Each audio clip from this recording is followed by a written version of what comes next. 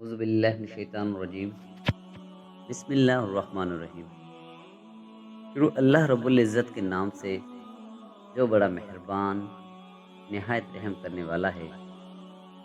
ایک شکاری نے بڑی ترکیبوں اور مشکل کے ساتھ ایک نادر اور خوبصورت چڑیا پکڑی۔ جب وہ چڑیا جال میں پھنس گئی اور آزاد ہونے کی کوئی صورت نہ پائی، تب چڑیا شکاری سے کہنے لگی، اے عقل مند انسان، تم مجھ جیسی ننھی سی چڑیا کو پکڑ کر کیا کرے گا؟ اگر تم مجھے ذبح کرے گا تو میرے ذرا سے گوشت اور گنتی کے چند نرم و نازک ہڈیوں سے تیرا کیا بنے گا؟ مجھے فروخت کر کے بھلا تجھے کتنا مال ملے گا؟ میری بات سن کر اگر تو مجھے آزاد کر دے گا تو میں تجھے 3 ایسی بیش بہا نصیحتیں کروں گی جو ہمیشہ تیرے کام آئیں گی۔ ان میں سے پہلی نصیحت تو تیرے ہاتھ پر بیٹھ کر کروں گی۔ وہ نصیحت ایسی ہوگی جسے سن کر تیرا خون بڑھ جائے گا۔ دوسری نصیحت دیوار پر بیٹھ کر کروں گی جو اعلیٰ درجے کی ہوگی۔ تیسری نصیحت درخت کی شاخ پر بیٹھ کر کروں گی، اس لیے تیری دانائی، جواں مردی اور دور اندیشی کا تقاضا یہی ہے کہ تو مجھے آزاد کر دے۔ ان تینوں نصیحتوں پر عمل کر کے تو دنیا میں بڑا نام پائے گا۔ شکاری تھوڑی دیر غور کرنے کے بعد راضی ہو گیا۔ چڑیا اڑ کر شکاری کے ہاتھ پر آن بیٹھی۔ پہلی نصیحت یہ کی کہ ناممکن بات خواہ کیسا ہی شخص کہے اس پر یقین نہ کر۔ یہ کہہ کر چڑیا پھر سے اڑی اور دیوار پر جا بیٹھی۔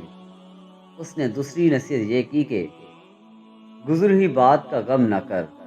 اس کے بعد چڑیا نے کہا، میرے وجود میں 10 درہم وزن کا ایک ایسا قیمتی موتی ہے جس کی قیمت ہفت اقلیم میں کہیں نہیں۔ یہ موتی پا کر تو اور تیری اولاد عیش و عشرت سے زندگی بسر کرتے، مگر افسوس کہ تو نے مجھے آزاد کر کے یہ بیش بہا موتی ہاتھ سے کھو دیا۔ یہ تحفہ تیرے مقدر میں نہ تھا۔ اتنا سننا تھا کہ شکاری رونے چلانے اور ماتم کرنے لگا جیسے اس کا کوئی عزیز مر گیا ہو۔